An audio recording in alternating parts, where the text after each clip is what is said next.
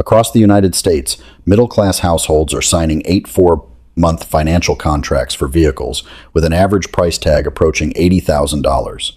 These are substantial, long-term economic commitments. Buyers rely on these machines to commute, perform heavy labor, and maintain daily financial stability. Behind these investments lies a vulnerability inherent to modern manufacturing. The contemporary truck carries millions of lines of code and requires mandatory wireless connectivity. It has transitioned from a durable mechanical tool into a rolling computer network. When an electrical grid fails, a systemic cyber attack occurs, or a manufacturer pushes a corrupted over-the-air software update, the vehicle screens go dark. An $80,000, 6,000-pound piece of state-of-the-art machinery instantly becomes an immovable weight. The owner remains responsible for a massive financial debt, yet they are completely locked out of the machine. They are at the mercy of microchips they cannot diagnose and software they do not control. The working class is being steadily priced out of maintaining their own vehicles. Dealerships require $3,000 proprietary diagnostic scanners simply to read a standard engine misfire code. A single failed wheel speed sensor, lightly obstructed by mud, can force a modern truck's central computer to initiate a total vehicle shutdown. This system channels vehicle owners back to dealership service bays for mandatory, high-cost repairs. Recognizing the economic consequences of a fully digitized transportation grid, veteran mechanics and industrial workers are actively acquiring specific analog vehicles built before the era of mandatory digital integration. They are utilizing the Pre-OBD loophole to secure their independence.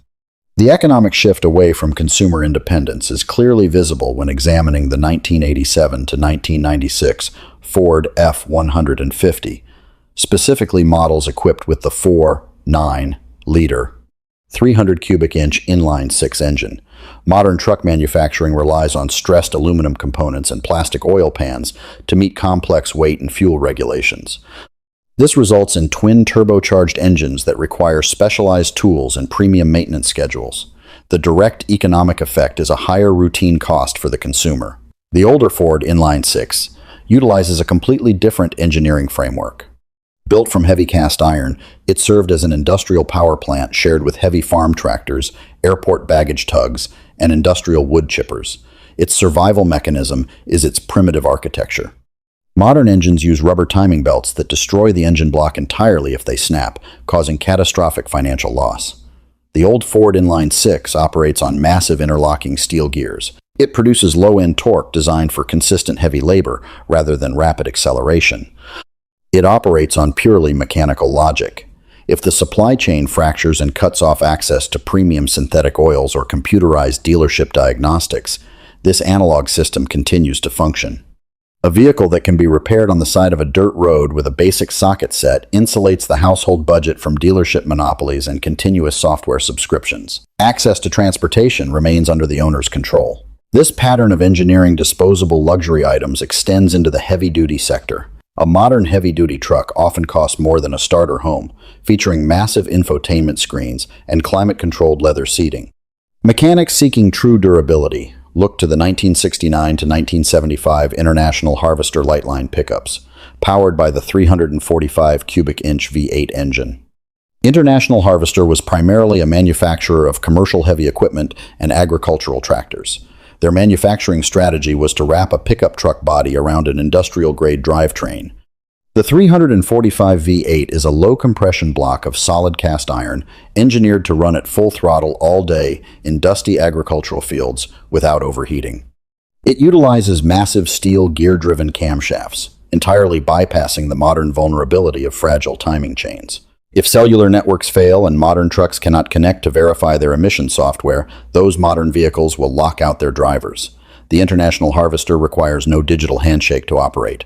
It functions as agricultural equipment, capable of running on degraded gasoline and moving supplies through a disrupted landscape. The economic consequence of this design is absolute ownership.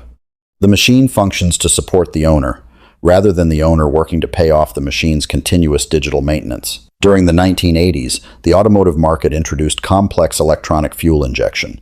This technology improved efficiency, but created significant systemic vulnerabilities. Purchasing a modern mid-size truck means taking on a $50,000 debt for a highly stressed, turbocharged 4-cylinder engine. These modern systems are entangled in a web of direct injection, high-pressure fuel pumps, and central computers that trigger a panic mode, requiring a dealer reset if an owner simply attempts to change their own battery. The mechanical countermeasure to this digital entrapment is the 1981 to 1990 Toyota pickup, specifically models equipped with the 22R carbureted four-cylinder engine. Mechanics explicitly seek the 22R and avoid the 22RE. The E indicates electronic fuel injection. In a systemic grid failure or a localized electromagnetic pulse, any reliance on electronics becomes a liability. The 22R relies purely on the mechanical vacuum and physics of a traditional carburetor. It lacks complicated wiring harnesses prone to melting, delicate mass airflow sensors, and mandatory wireless updates. If a mechanical failure occurs, the driver is not forced to wait for a tow truck to a certified dealership. The engine mixes air and fuel through pure physics. Repairs require only a flathead screwdriver and basic tools. This provides secure, low-cost mobility and continuous access to supplies without the financial burden of the modern digital repair ecosystem. Vehicle fragility accelerates significantly in the modern diesel market. Current heavy-duty diesels are heavily restricted by sensitive diesel exhaust fluid systems, complex particulate filters, and high-pressure fuel pumps. A single gallon of contaminated fuel can destroy a modern diesel engine block entirely. For a family managing a household budget, an $8,000 dealership repair bill triggered by a bad digital fuel sensor is an economic catastrophe. In a crisis where supply chains break down, finding clean, ultra-low sulfur premium diesel will be impossible. Veteran mechanics sourced the 1982 to 1987 Chevrolet and GMC K30 commercial utility cargo vehicles to mitigate this exact risk.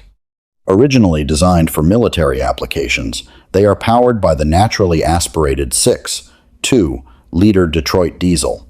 The military required a tactical vehicle that operated without complex failure points.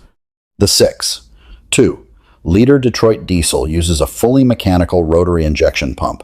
It requires 0 computer modules to fire the cylinders. If the grid collapses and standard fuel access vanishes, this heavy cast iron engine becomes a critical survival asset. It operates without premium fuel. It can run on older farm diesel, kerosene, home heating oil, filtered transmission fluid, or even used motor oil in desperate situations. Pouring any of those alternative fuels into a modern luxury truck instantly triggers dashboard warnings and permanently locks the engine. The analog Chevy preserves the owner's access to energy and movement, completely bypassing the fragile modern fuel supply chain.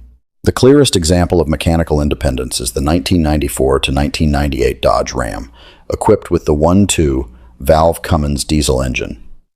Consumers currently finance mortgage-sized loans for heavy-duty trucks that shut down on the highway if an electronic nitrogen oxide sensor fails or diesel exhaust fluid runs low. Government mandates and manufacturer engineering have packed modern trucks with so many electronic emission controls that they act as highly depreciating paperweights waiting for a software glitch to render them useless. The mid-1990s 1.2 valve Cummins utilizes the Bosch P7100 mechanical fuel injection pump. The pump is completely gear-driven directly off the engine's camshaft. It requires no microchips, no engine control module, and no cellular data connection to deliver extreme fuel pressure into the cast iron cylinders. The entire massive power plant requires exactly one electrical wire to run, which is the fuel shutoff solenoid. If a catastrophic grid failure or electromagnetic pulse fries that single wire, the vehicle is not permanently bricked. A driver can manually tie a piece of scrap wire or a shoelace to the mechanical shutoff lever, pull it up, pop the clutch on a manual transmission, and the engine will start. Once running, it requires 0 electricity to operate and will tow heavy loads until the fuel tank is entirely dry. It is immune to remote vehicle shutdowns, modern tracking, and software glitches. The automotive industry currently operates on a model of forced dependence. Automakers engineer vehicles that are increasingly fragile, easily traceable, and completely reliant on an uninterrupted digital grid. The consumer takes on long-term debt for machines they cannot fully control, facing escalating repair costs and the constant threat of software obsolescence. The ongoing demand for these older, purely mechanical trucks is a direct economic response. Household stability requires a machine that cannot be disabled by a remote server, ensuring that transportation and personal independence remain intact when modern infrastructure fails.